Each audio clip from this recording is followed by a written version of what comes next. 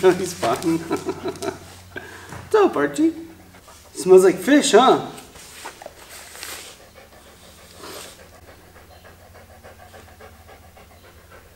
You're a good dog. You can stay.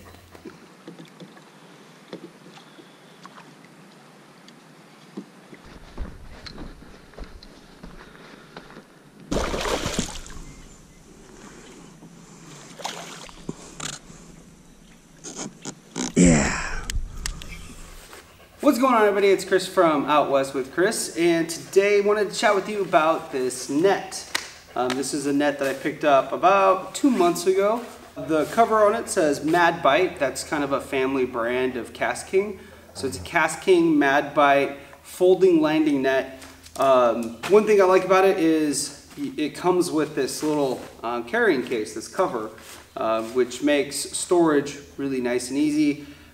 You know, nets tend to get hung up on all sorts of stuff. In your kayak, they can get hung up on pedals, wires, your fishing gear, just all that good stuff. In a boat, it can get hung up in storage as well.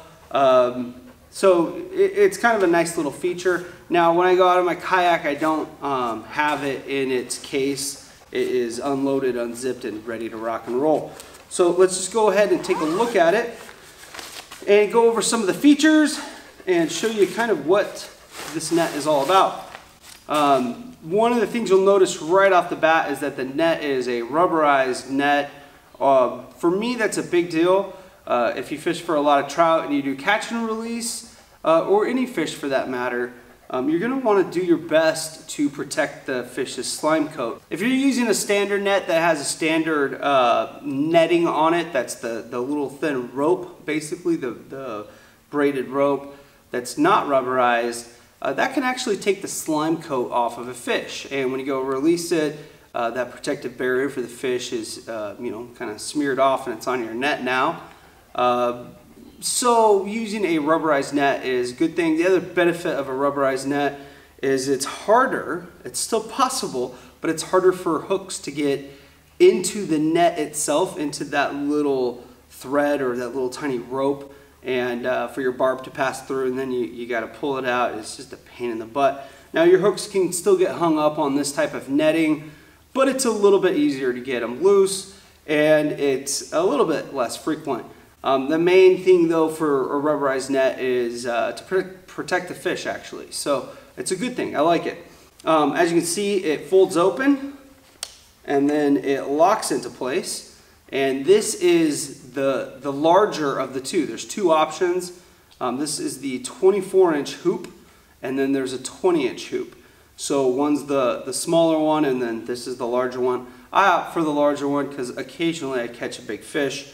The other thing I like about it is you get this nice flat open net area, and I can actually use it sort of as a live well. So what I do a lot of times when I'm in my kayak is I will have the net like this. I'll catch a fish. If I need to take a picture with the fish, I will actually set this underneath my legs in my kayak, put the fish back in the water, and the fish can actually swim around inside the net.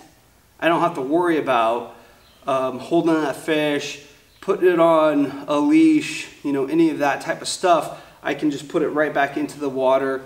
When it's under my legs, it's, you know, it's not going anywhere. So that's one benefit to a large hoop net. If you're going after a large species like Mackinaw, you know, steelhead, salmon, you know, some of your larger bass, you could get away with a smaller hoop on most bass, but you know, it's just nice. I like having a bigger hoop personally. So as you can see, it also has a handle that has a ruler, and you can just slide the ruler up and actually get a measurement on your fish when technically it's still in the net. It deploys pretty easily. You just twist and pull out, and that is the length of the first extension. Now when I'm in a kayak, this is as long as I run my net because I don't need it to be super long. I actually don't want it to be super long because it's going to be harder for me to wield when it's in a kayak. But when you're on the bank or you're in a boat, having that extra extension is a great thing. so that you can reach down, scoop up your fish pretty easily. So you can see it's a pretty big net. It's actually fairly light and pretty well balanced for as large as it is. Now, I'm going to be totally honest with you, this is not the perfect kayak net.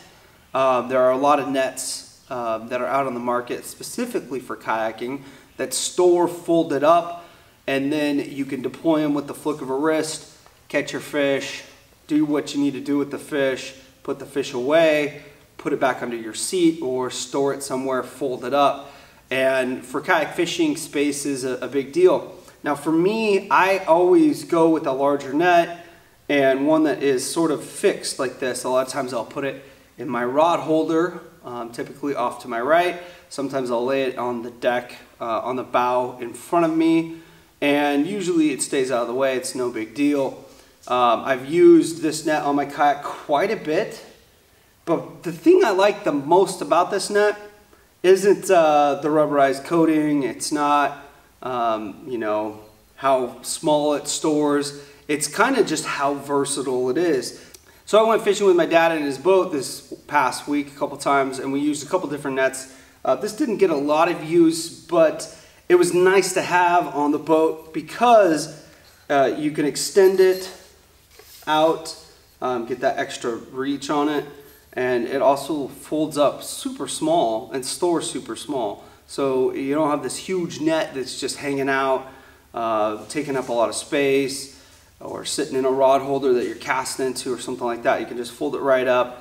It deploys fairly easily when you're ready to start catching fish. So that's the thing I like about it. I also did some bait fishing with my buddy Dean. We were hiking through a bunch of brush around a really pretty lake a couple of weeks ago, and it was nice to be able to carry this net because it stored so small. We were able to hike around through all that brush with it, and it wasn't getting hung up on everything. And it's pretty lightweight. The other drawback to the net is it doesn't float. I don't know, with a lot of nets and fishing gear for kayak fishermen, one thing that you do is you put flotation on it.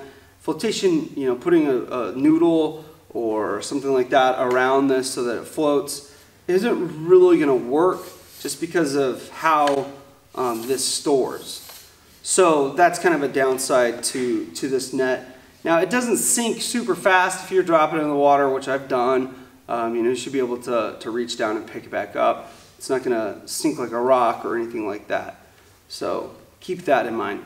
The other good thing about this, you know, one of the things that's pretty well known about KastKing is that it's not expensive. Now this net costs $39.95, fairly inexpensive when you kind of look at all the different features that you're getting. So if you're in the market for a new net, maybe this is the right one for you, maybe not.